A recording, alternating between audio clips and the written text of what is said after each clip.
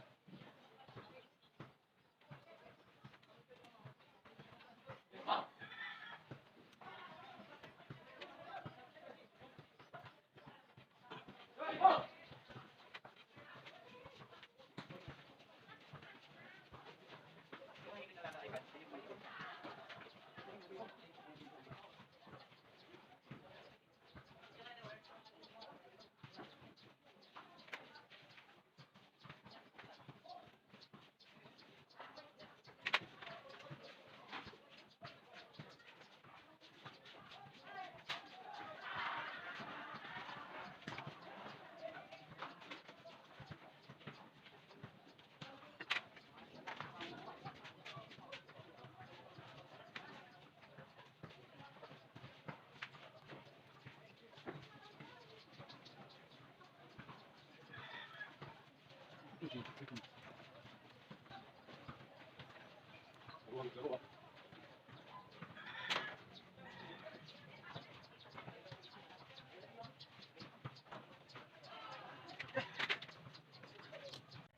ayan na mga kabisik, oh. Natap na natin dito sa main line. So dito kami nagtap papunta ron. So cutting na natin. So ayan. Ganyan. So hanggang doon. Papunta sa circuit breaker na nilagay natin kanina. So, ayan.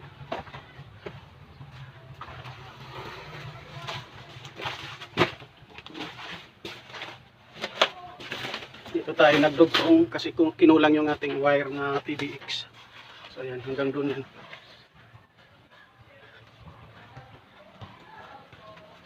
At dito na. Ayan. Tapos na tayo sa kuryente. So natap na natin ito. So subukan na natin yung tubig. Kung under na yung pump.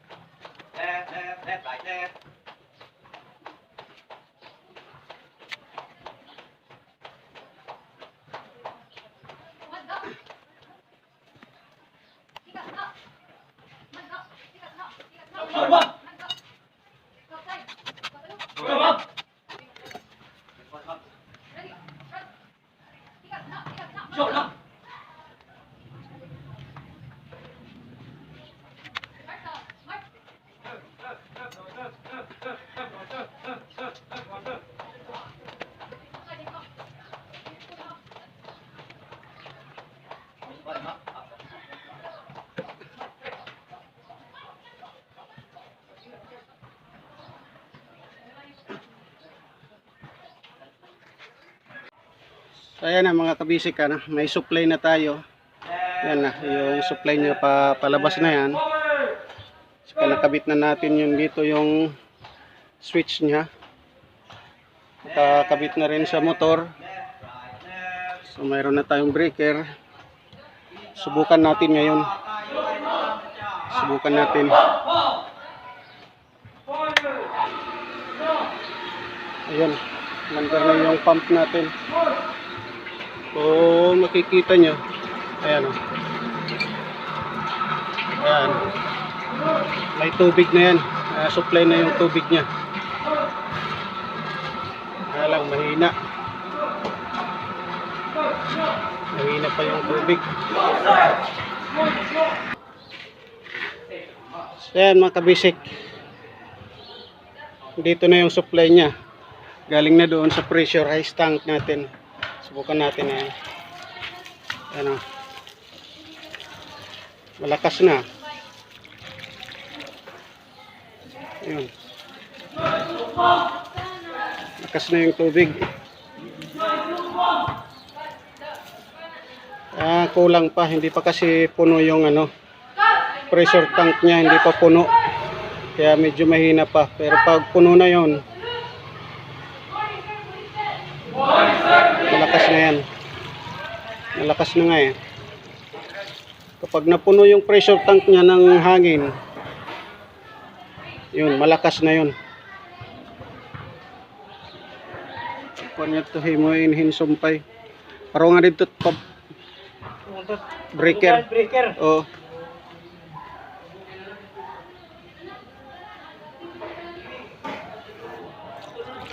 Yan, okay na yan, oh. Lakas na yan. Ayos na. Yan. Lakas na yan. Hanggang doon yan.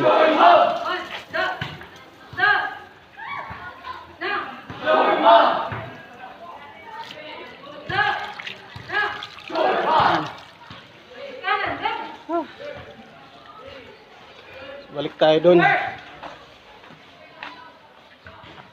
Dahil dudugtungan na natin yan.